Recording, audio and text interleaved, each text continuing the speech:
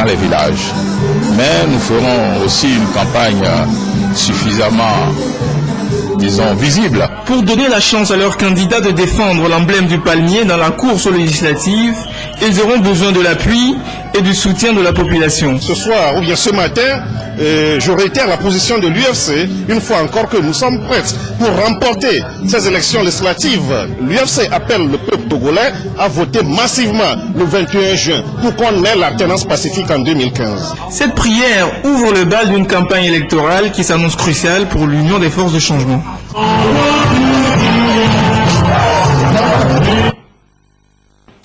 Et déjà ce samedi matin, la convergence patriotique panafricaine a donné le ton de cette campagne en invitant ses militants sur l'esplanade du Palais des Congrès de Lomé. Ils ont été conviés à partager un pique-nique récréatif sur fond de réjouissance populaire. C'était également une occasion pour les leaders de ce parti de présenter les candidats aux législatives aux militants. Inès Assiblé.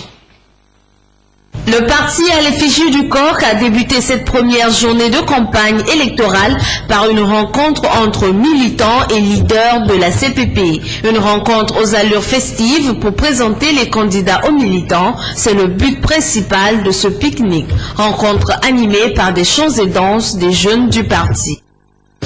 Aujourd'hui, c'est le premier jour de la campagne. Les militants de la CPP qui demandent au peuple de voter autrement ont aussi décidé d'affronter la campagne autrement. Et cet autrement, c'est de faire une sorte d'attaque ensemble. Chacun amène sa cannelle. Et ensemble, on partage un repas. On se connaît. Tous ceux qui seront sur le chantier veulent d'abord se retrouver entre eux, bien se connaître, manger ensemble, partager un repas ensemble avant d'aller vers le peuple. La CPP entre dans le jeu électoral en faveur de l'alternance pacifique et le développement de la jeunesse notamment. Avec son slogan « Votons autrement », elle compte gagner le pari. Je vais voter autrement cette année. Ils n'ont qu'à voter le coq, car c'est le coq qui est le bon choix. Le coq prône l'alternance sans violence. Le coq pense au développement de ce pays. Il pense également aux jeunes, pourquoi pas aux femmes, qui constituent la majorité de ce pays. Pour cette élection législative, la CPP présente 20 candidats dans 10 circonscriptions du pays.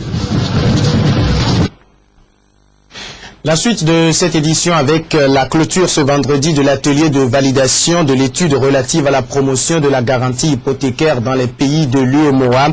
Après 2 jours d'évaluation des propositions de cette étude, les participants à cet atelier se sont séparés sur une note de satisfaction. Cette rencontre a permis également de formuler des recommandations à l'endroit de la Banque ouest-africaine de développement et également du Crédit régional de refinancement hypothécaire de l'UEMOA. Norbert Dansou. Après 2 jours de travaux sur fond d'évaluation de l'étude relative à la promotion de la garantie hypothécaire dans les pays de l'UEMOA, les participants de cet atelier se sont mis d'accord sur la nécessité d'accompagner le besoin le plus pressant des populations à accéder à la propriété.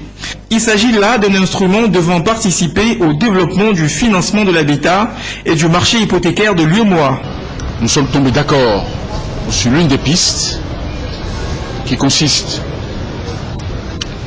à préparer une caution adossée à un droit réel, une hypothèque non inscrite, de sorte à ce que le prêteur soit couvert quand il fait un prêt à un particulier, qu'il soit couvert entre la mise en place du prêt et la disponibilité de l'hypothèque pleine et entière, qu'il soit couvert si jamais un risque survenait. Ce produit validé, qui reste encore à définir et à finaliser, est le fruit d'échanges d'expériences et de discussions sur les conclusions de l'étude réalisées par les consultants. Les participants se disent satisfaits de cet aboutissement. Au cours de ces 2 jours-là, on essaye de trouver un système, une caution ou une alternative à l'hypothèque. Une caution en attendant d'obtenir l'hypothèque. Cette caution pourrait être fournie par d'autres établissements financiers, des assurances, qui vont fournir la caution en attendant qu'on ait l'hypothèque.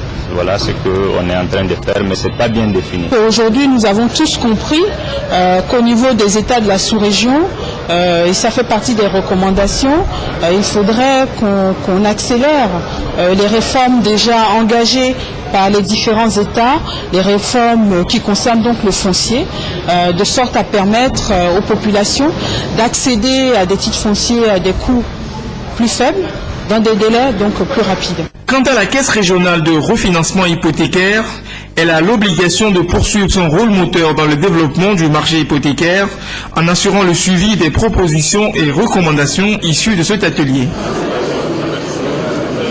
C'était un reportage de Norbert Dansou commenté par Rajul Mouamadou.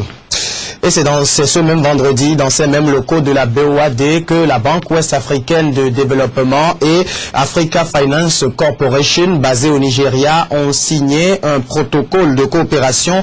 Par ce protocole, la BOAD va appuyer financièrement l'AFC dans sa mission de financement des projets d'infrastructure. Hugatiko.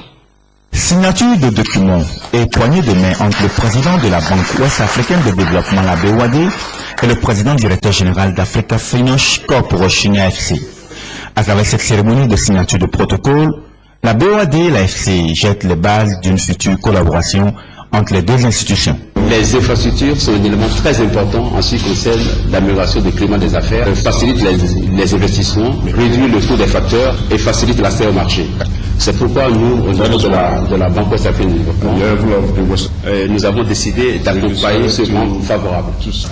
Je voudrais l'assurer que nous, on ne ménagera aucun effort pour le développement de cette coopération. Et nous comptons beaucoup également sur AFC et surtout sur sa compétence pour que vraiment cette coopération soit la plus fructueuse possible. Africa Finance Corporation dispose d'un capital d'environ 2 milliards de dollars. La signature de ce protocole de coopération avec la BOAD devrait lui permettre de mobiliser directement les ressources à travers le cofinancement des projets. Very glad to have signed this cooperation agreement with BOAD. C'est un plaisir pour nous d'avoir signé ce protocole d'accord. As you may know, AFC was established 6 years ago. Comme vous le savez, la AFC a été créé il y a 6 ans. The AFC has a portfolio of about $800 million, which we've been able to disperse in our 6 years of existence. Le AFC a un portefeuille de $800 millions que nous avons essayé de mettre à la disposition des différents projets sur le continent. We see, in addition to co-financing opportunities in the UEMOA zone, à part le cofinancement dans la zone UEMOA, which obviously is highly important for us, qui est très important pour nous. As the President mentioned in his remarks, we also see a lot of potential for technical cooperation. Nous voyons aussi qu'il y a des possibilités de coopération technique. L'une des missions de l'AFC basée à Lagos au Nigeria est l'investissement dans les infrastructures pour pallier les problèmes de la crise économique. La page santé de cette édition avec tout d'abord l'ONG Santé Éducation Intégrale en Afrique qui poursuit ses missions médicales dans les préfectures de Dagny. Cette tournée de l'ONG financée entièrement à hauteur de 6 millions de francs CFA par le Premier ministre Artem Seleagodji Aoumezonou reçoit le concours des cadres du Grand Cloto. La tournée a permis à plusieurs patients d'être opérés gratuitement. Rajul Mouamadou. Apeyeme et Kakpa dans la préfecture de Daï reçoivent la mission de l'ONG Santé et Éducation Intégrale en Afrique après ses escales dans les préfectures d'Agou et de Cloto. Ils sont 1200 patients souffrant de toutes sortes de pathologies à avoir été consultés. Le dépistage du diabète, de l'hypertension artérielle et la prise en charge chirurgicale ont été effectués.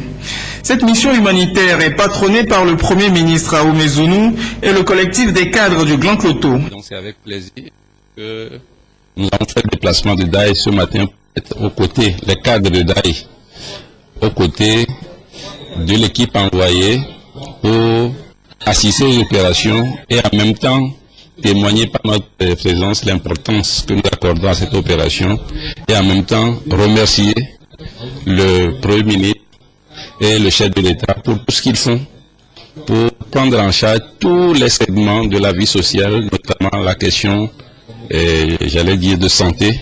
On dit souvent que la santé n'a pas de prix, mais elle a quand même un prix.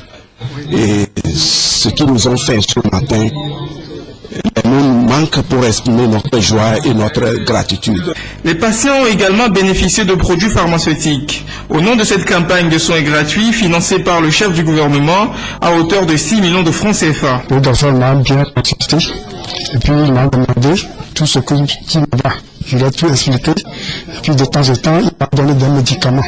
Et puis il m'a dit que le comprimé que je l'ai bien reçu et je vais l'étudier comme il m'a dit. Nous avons pointé du doigt les maladies cardiovasculaires parce que ces pathologies-là sont des maladies silencieuses qui détruisent au fur et à mesure que le temps passe nos parents. Et c'est pour cela que nous nous sommes pris sur nous de les sensibiliser, de les montrer comment faire pour éviter ces maladies et de comment vivre avec ces maladies au cas où ils sont déjà malades. Nous conseillons beaucoup les activités sportives, la consommation modérée de sel, d'huile et l'arrêt, même sur le feu total, de la consommation d'alcool et du tabac. Une invitation express à faire régulièrement leur bilan de santé a été recommandée aux patients. Ce projet vise à éduquer, à sensibiliser la population, à les faire dépister et puis pour qu'ils prennent en charge leur pathologie. La population a pris le projet avec beaucoup d'enthousiasme et nous a demandé non seulement de remercier le chef de l'État, mais de le bénir à travers son premier ministre pour les gestes qu'il a voulu faire aujourd'hui pour la population de Daï. Après cette escale réussie dans la préfecture de Daï, l'ONG Santé et Éducation Intégrale en Afrique entend reprendre son bâton de pèlerin pour repartir à l'assaut d'autres préfectures dans les prochains jours.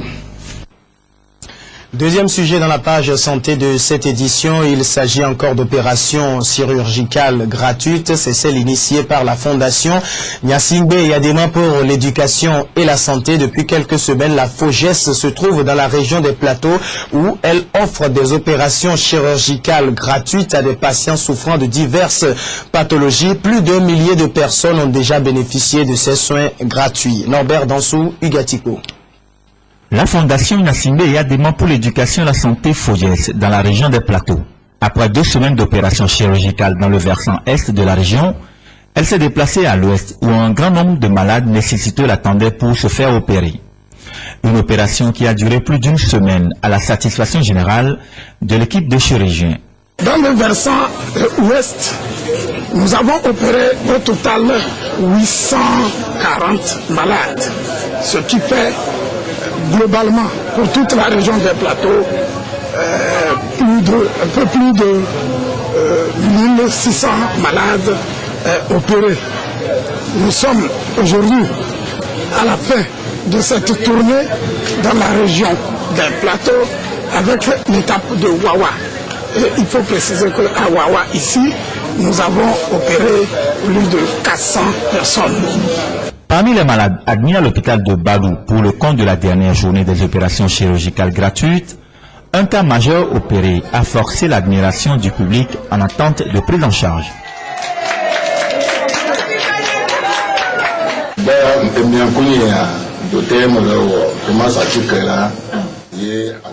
Ça a commencé avec l'œil gauche. Je travaillais au champ quand soudain un buisson d'arbres m'a frappé dans l'œil.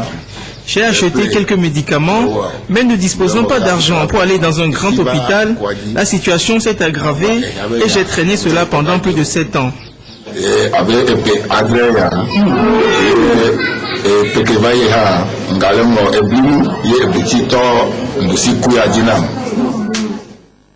Après, l'œil droit a été aussi atteint et je suis donc devenu aveugle. Mais aujourd'hui, grâce à la FOGES, je peux voir et je dis Alléluia.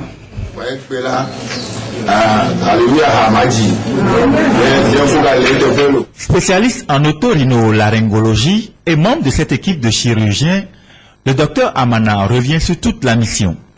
Notre mission était la prise en charge chirurgicale des patients dépistés l'année dernière quand nous étions en consultation foraine. Dans la région des Plateaux étant vaste, nous avons d'abord divisé la région en 2 parties, plateau Est et plateau Ouest. Nous avons commencé par la région des plateaux Ouest. Nous avons fait 4 jours à Tom, au CHP de Tom, où nous avons opéré. Après Tom, nous sommes partis à l'hôpital de l'Ordre de Malte de Lavagnon. Nous avons fait également 4 jours. Et nous avons fait 4 jours également à l'hôpital régional d'Atapamé. Et après ça, nous sommes retournés à Lomé, nous ressourcer avant d'aborder la région des plateaux ouest que nous avons commencé le 28. Et nous avons fait 5 jours à l'hôpital préfectoral de Palimé. Et nous venons de terminer 5 jours à l'hôpital préfectoral de Badou. Après cette mission de prise en charge chirurgicale dans la région des plateaux, cap sur la Maritime avec des villes comme Aného, Vaughan et Tchéviers. L'actualité à l'étranger reste dominée par la situation en Égypte. Visiblement, le divorce semble être consommé entre les pro et anti-Morsi. Les deux camps se sont vigoureusement affrontés ce jeudi. Il y aurait eu plus de 30 morts, mais les partisans du président Morsi restent mobilisés pour un retour aux affaires de Mohamed Morsi. Aux abords de l'université du Caire, une foule compacte, celle des partisans des frères musulmans. Après une manifestation monstre vendredi, les pro-Morsi se rassemblent de nouveau, galvanisés par le discours de leur chef Mohamed Badi. Et à les entendre, il n'est pas question de relâcher la pression. Ne croyez pas qu'avec le temps, les gens vont s'arrêter de se réunir sur cette place. Absolument pas. Les gens vont rester là jusqu'à ce que le président revienne. Pour l'instant, Mohamed Morsi est entre les mains de l'armée et la place Tahrir est prise par ses adversaires. Masqués, bâtons et matraques à la main, il contrôle la plupart des accès au site. Pas question de laisser passer les fidèles de la confrérie. Entre les anciens révolutionnaires, le divorce est désormais consommé. Nos demandes ont été entendues, mais celles des frères musulmans restent sans réponse, car ce qu'ils veulent, c'est du sang, alors que nous demandons du pain, la liberté et la justice. La veille, les militants des deux bords, pro et anti-Morsi, se sont affrontés à travers le pays. Une trentaine de personnes a été tuée dans la capitale, mais aussi à Alexandrie.